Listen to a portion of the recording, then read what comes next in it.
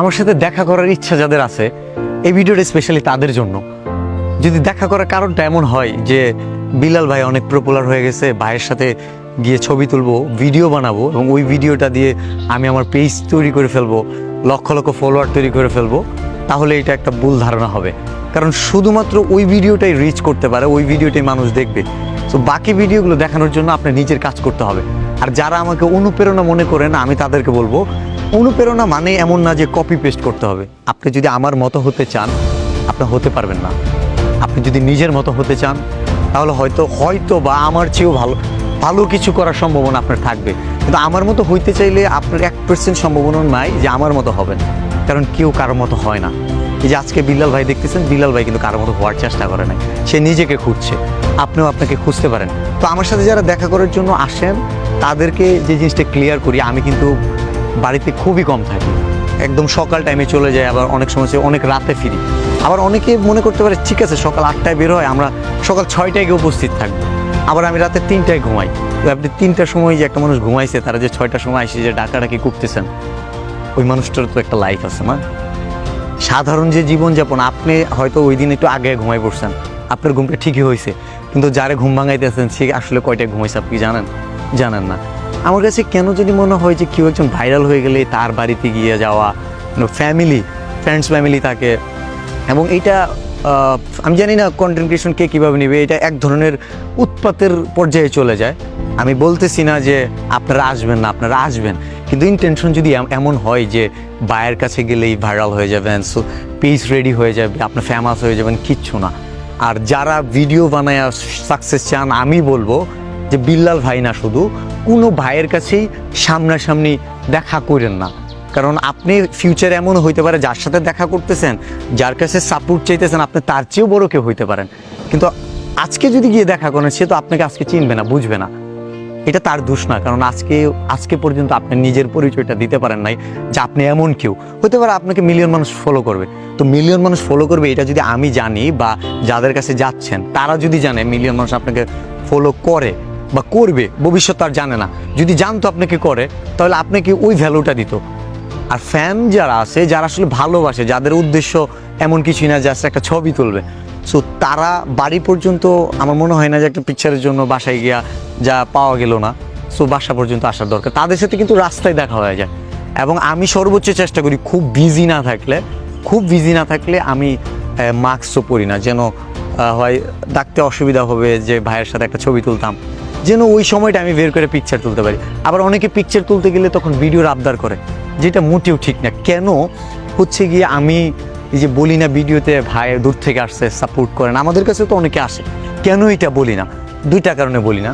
প্রথম হচ্ছে যে আসে তাকে যদি এটা বলি, এই ভিডিওটা যদি লাখখানিক মানুষ দেখে বা মিলিয়ন মানুষ দেখে, তার ইন্টেনশন দাঁড়াবো থরসব বিলালের কাছে গেছি, এই ভিডিওটা ভাইরাল হয়েছে, আমি তো একটু কাজ করি, আমি আরেকজনের কাছে যাই, এবং সেও যদি ভিডিওটা বানায় দেয়, ওই ভিডিওটা ভাইরাল হলে সে এরপরে কী হবে জানেন?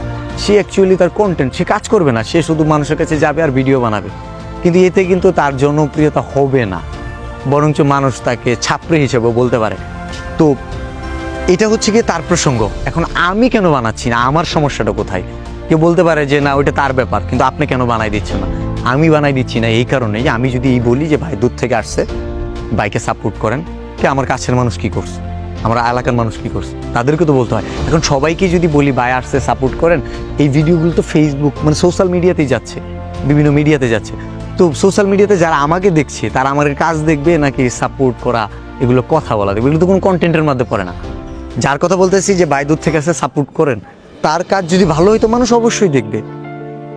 হ্যাঁ, তারটা এখন হচ্ছে না, একসময় হবে, তার ওই চর্চাটা প্র্যাকটিস করতে হবে যে আমিও হব।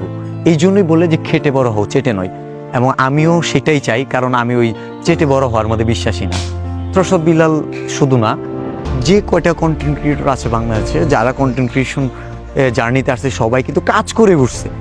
আপনি একটা মানুষ দেখাইতে পারবেন যে এই মানুষটাকে ও বলে দিছিল ভাই দূর থেকে আসে সাপোর্ট করেন, ভাইয়ের ভিডিওগুলো দেখেন, এবং ও এখন ফেমাস হয়ে গেছে? না। যদিও সেটা হয়ে থাকে, সেটা ওই ভিডিওর জন্য না, তার কাজ দিয়ে হয়েছে। তো আমি কি বলতে চাইতেছি, যারা আমার ভিডিওগুলো দেখেন, ভাবেন যে আমি বিল্লাল ভাইয়ের মতো হইতে চাই, আমি বলবো যে বিল্লাল ভাই যেই টাইপের ভিডিওস বানা আপনি কন্টিনিউ করেন, কোনো সমস্যা নাই। এতে আপনার জড়তা ভাঙবে, আপনার কথা বলার যে স্পিরিটটা আসবে, প্রেজেন্টেশন স্কিল ভালো হবে, এবং আপনি যে চিন্তা ভাবনা করে নিজে কিছু লেখার চেষ্টা করতেছেন, এইটা আপনাকে অনেক দূরে এগিয়ে নিয়ে যাবে। কিন্তু এর পাশাপাশি কি করতে পারে, আপনি যদি দেশের বাইরে থাকেন, শুধু বিল্লাল ভাইয়ের মতো কথা কেন বলবেন? ওই দেশের কালচারের সাথে বাংলাদেশের কালচার কি ডিফারেন্ট আছে? ওই দেশে হতে পারে যে কি জানি বলে, গরুর মাংস আর ভাত, 1 প্লেট গরুর মাংস আর ভাত, 2 প্লেট ভাত, কয় টাকা দাম সেটাও আমি জানি না, আমার দেশের মানুষ হয়তো জানে না। আগ্রহ থাকতেই পারে যে ওই দেশের মানুষের এই জিনিসটা বাঙালিরা খায়, কয় টাকা খরচ হয়, বা ওই দেশে একটা মানুষ সে মেসে থাকতেছে, খাইতেছে, তার কত টাকা খরচ হয় নর্মালি থাকতে গেলে। সত্য ঢাকার একটা মানুষ তখন কম্পেয়ার করতে পারে, যেটা আমার ঢাকায় যদি থাকি এত টাকা, আচ্ছা আমি তাহলে দুবাইয়ের এই জায়গায় থাকতেছি এত টাকা, ডিফারেন্ট বুঝতে পারে। এবং অনেক ধরনের জনরা থাকতে পারে। এবং আমি কিছু কন্টেন্টের গ্রাফ শেয়ার করব ফিউচারে, যেইখান থেকে আমি বিলিভ করি মিলিয়ন মিলিয়ন মানুষ তাকে চিনবে, তার কাজগুলো দেখবে, এবং এগুলো আমি শেয়ার করব খুব শীঘ্রই। আর এই ভিডিওটাতে আমাকে কেউ ভুল বুঝবেন না, আপনাদের যদি আমি আমার কথা ধারা কষ্ট দিয়ে থাকি, আমার উদ্দেশ্য কষ্ট দিও না, উদ্দেশ্য হচ্ছে সত্যটা জানানো। জাস্ট যে আমার কাছে আসতেছেন অনেক দূর থেকে গাড়ি ভাড়া দিয়া, অনেক কষ্ট করে আসার পরে পাইতেছেন না, বা পাওয়ার পরেও আমার সাথে ভিডিও বানাতে চাচ্ছেন, আমি হয়তো যে লজিকটা আপনাকে দিচ্ছি আপনার কাছে পছন্দ হচ্ছে না, কারণ আপনার তো অনেক ইচ্ছা, অনেক স্বপ্ন নিয়ে আসছেন যে ভাইয়ের সাথে একটা ভিডিও বানাবো, এই ভিডিওটা আমার ফ্রেন্ডস ফ্যামিলি দেখবে, দেশের মানুষ দেখবে। সো ভাইকে মাফ করবেন, কখনোই ভাইয়ের কাছে এই ধরনের ভিডিও পাবেন না, কারণ আমি চাই না যে আপনার ক্ষতি হোক, আমি চাই না আমার নিজের ক্ষতি হোক। আমি চাই আপনি যতটুক যোগ্য আপনি তৈরি হন, তারপরে আপনার যোগ্যতা অনুযায়ী আপনি নিজের অবস্থান তৈরি করেন। এবং আমার বিশ্বাস, যদি আপনি চেষ্টা করেন, আপনি নিজের সেরাটা দিয়ে আপনি পারবেন।